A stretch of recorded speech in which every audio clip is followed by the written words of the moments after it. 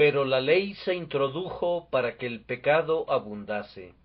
El hombre era un pecador antes que la ley de los 10 mandamientos se hubiera dado. Era un pecador a través de la ofensa de su primer padre Adán, y era también, en la práctica, un pecador por su propia ofensa personal, pues se rebeló contra la luz de la naturaleza y la luz interior de su conciencia. Comenzando desde Adán, los hombres transgredieron contra la memoria de mejores días que había sido transmitida de padre a hijo y nunca había sido olvidada por completo. Por doquier el hombre, independientemente de si conocía la ley de Moisés o no, estaba separado de su Dios. La palabra de Dios contiene esta verdadera apreciación de nuestra raza. Todos se desviaron, a una se hicieron inútiles, no hay quien haga lo bueno, no hay ni siquiera uno. La ley fue dada, sin embargo, de conformidad al texto, para que el pecado abundase. Tal fue el efecto de la ley. No estorbó al pecado, ni proveyó un remedio para él, sino más bien su efecto real fue que la ofensa abundó. ¿Cómo así? Fue así primero porque reveló la ofensa. Los hombres no discernían claramente en cada instancia qué era pecado, pero cuando vino la ley, señaló al hombre que este mal que el hombre consideraba poca cosa, era una abominación a los ojos de Dios. La naturaleza del hombre y su carácter eran como un oscuro calabozo al cual no llegaba ningún rayo de luz. Aquel prisionero que está allá no percibe la horrible inmundicia y corrupción del lugar donde se encuentra recluido, mientras esté sumido en la oscuridad. Cuando es traída una lámpara, o una ventana es abierta y penetra la luz del día, para su desmayo, descubre la horrible condición de su madriguera. Puede espiar a criaturas repugnantes arrastrándose por las paredes, y observa cómo otras se esconden de la vista porque la luz las fastidia. Tal vez él pudo haber adivinado que no todo era como debe ser, pero no se había imaginado la abundancia de los males. La luz ha entrado y la ofensa abunda. La ley no nos hace pecadores, pero manifiesta nuestra pecaminosidad. Ante la presencia de la norma perfecta, nosotros vemos nuestras deficiencias. La ley de Dios es el espejo en el que el hombre ve las manchas en su rostro. No te lava, no te puedes lavar en un espejo, pero te impulsa a buscar el agua para lavarte.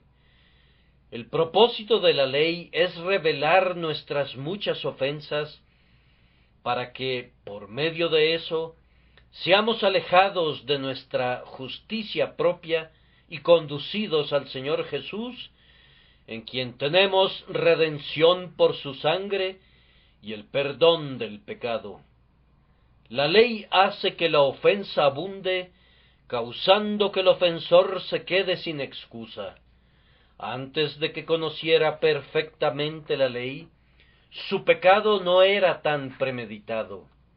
Mientras sólo conocía los mandamientos de manera tenue, podríamos decir que podía quebrantarlos tenuemente. Pero tan pronto conoce con claridad lo que es bueno y lo que es malo, entonces todo pretexto le es arrebatado. El pecado se vuelve sumamente pecaminoso cuando es cometido contra la luz y el conocimiento. ¿Acaso no es así en relación a algunos de ustedes?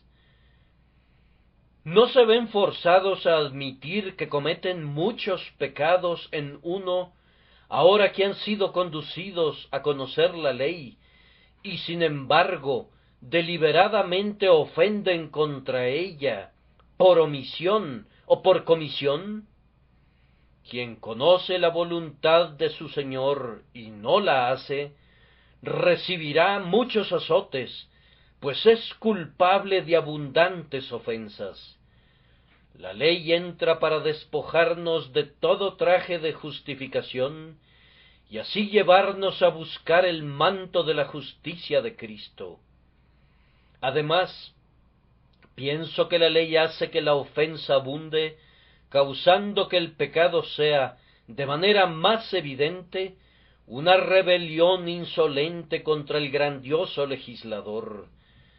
Pecar frente al Sinaí, con su maravilloso despliegue de majestad divina, es, en verdad, pecar.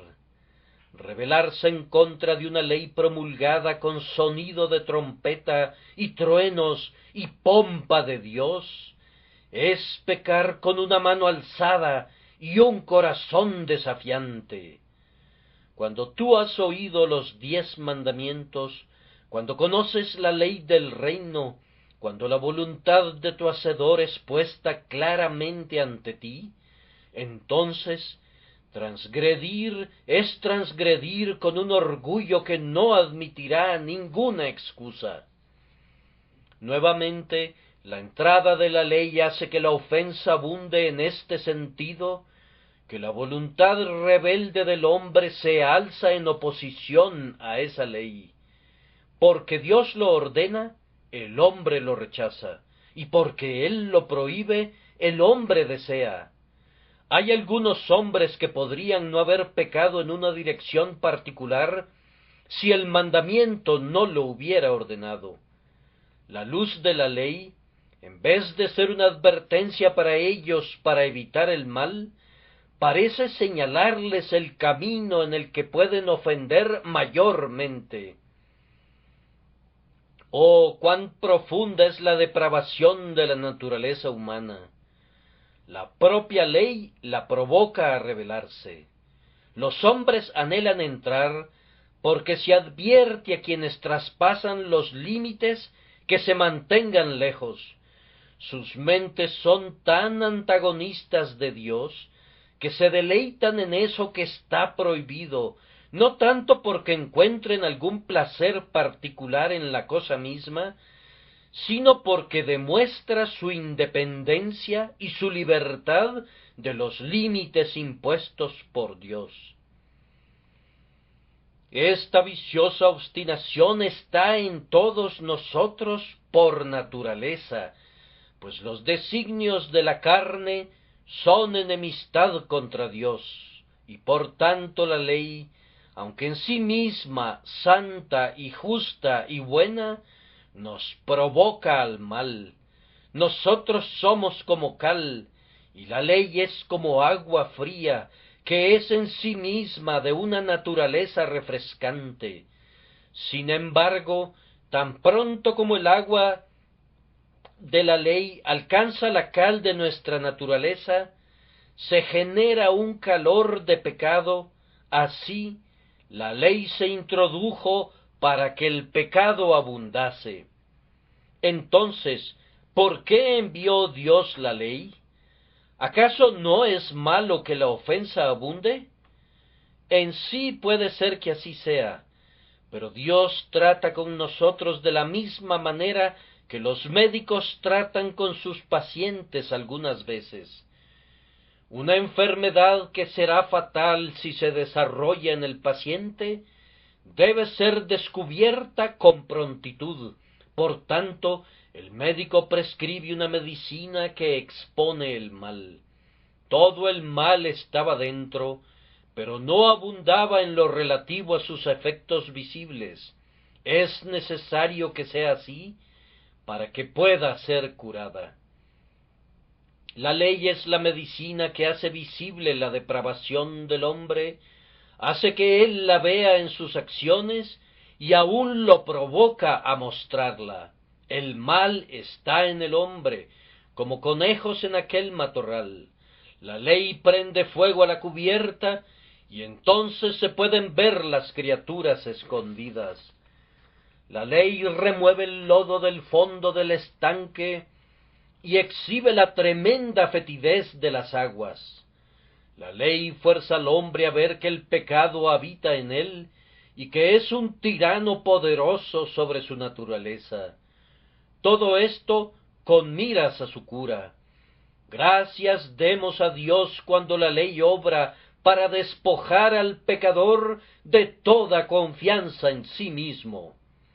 Hacer que el leproso confiese que es incurable es un avance sustancial para impulsarlo a que vaya a ese divino Salvador, quien es el único capaz de curarlo. Este es el objetivo y el fin de la ley en relación a los hombres a quienes Dios va a salvar. Consideren por un momento. Pueden tomarlo como un axioma, algo que es evidente, que no puede haber gracia allí donde no hay culpa. No puede haber misericordia allí donde no hay pecado. Puede haber justicia, puede haber benevolencia, pero no puede haber misericordia a menos que haya criminalidad. Si no eres un pecador, Dios no puede tener misericordia de ti.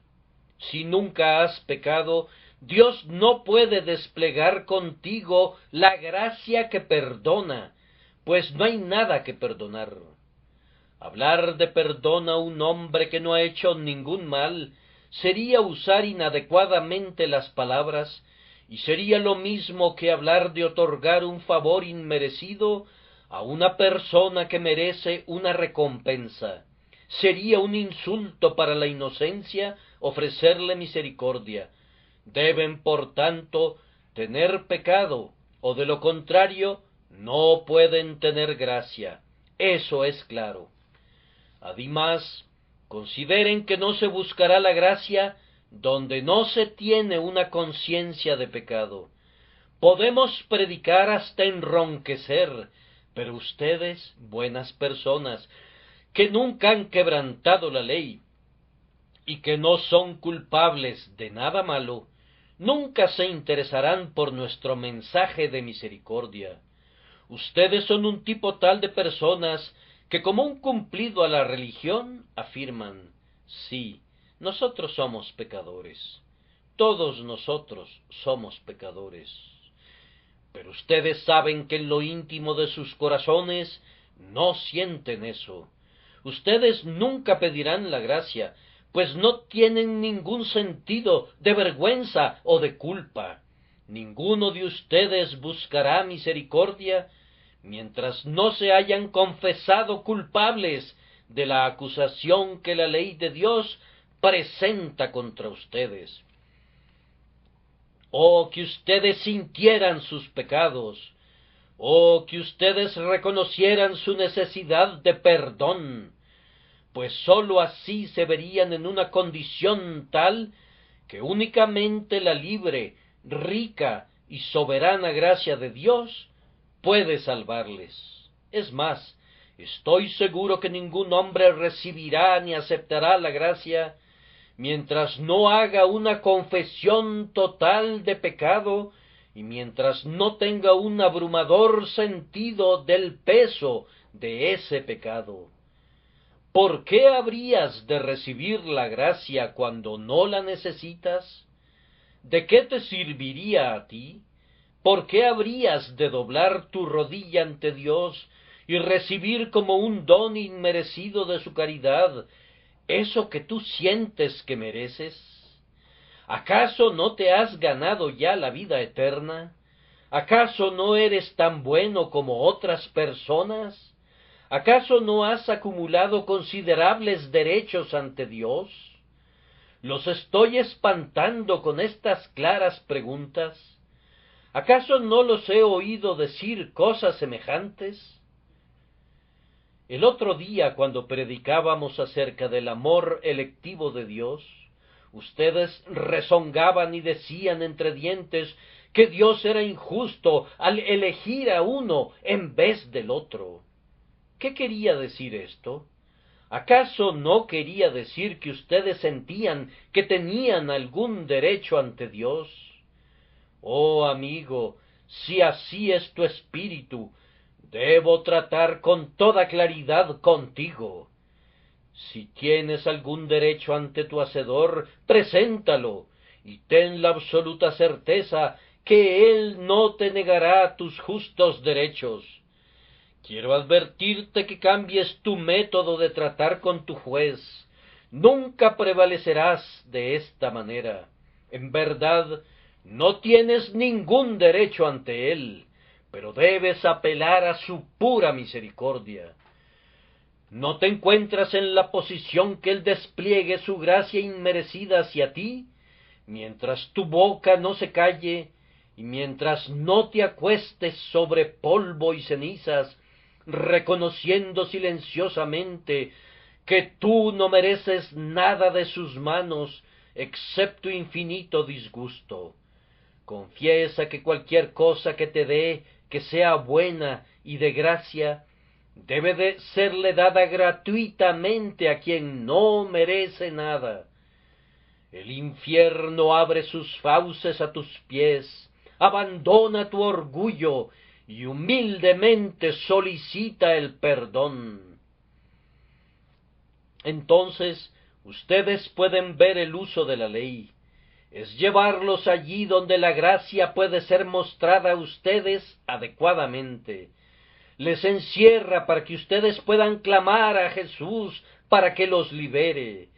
Es una tormenta que hace naufragar todas sus esperanzas de autosalvación y los lava sobre la roca de las edades.